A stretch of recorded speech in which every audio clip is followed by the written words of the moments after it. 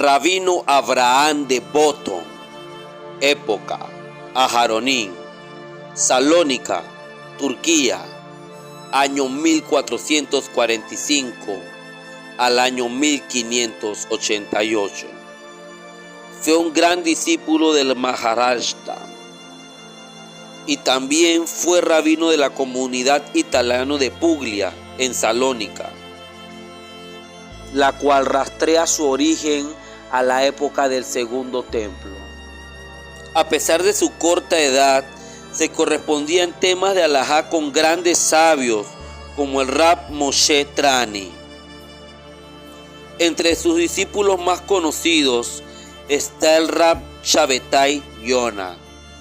Rab Abraham fue aclamado mundialmente por su obra El Lejen Mishneh, una de las obras más importantes y abarcativas sobre el Mishneh Torah del Rambam Maimónides, y está impresa en casi todas las ediciones de esta última hasta el día de hoy.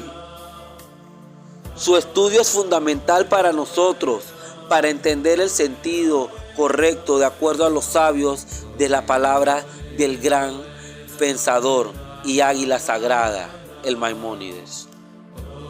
Falleció a la edad de 43 años durante una plaga. Sus obras fueron estudiadas tanto en vida como luego después de su muerte.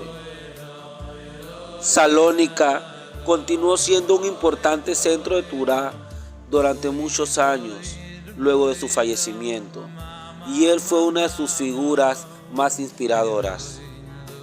Su comunidad ayudó a difundir su obra, llevando el estudio de su libro sobre el Rambam a otras comunidades y haciendo que sea tan conocido hasta el día de hoy.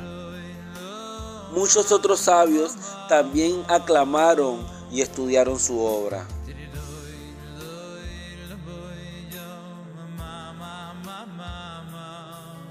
Did it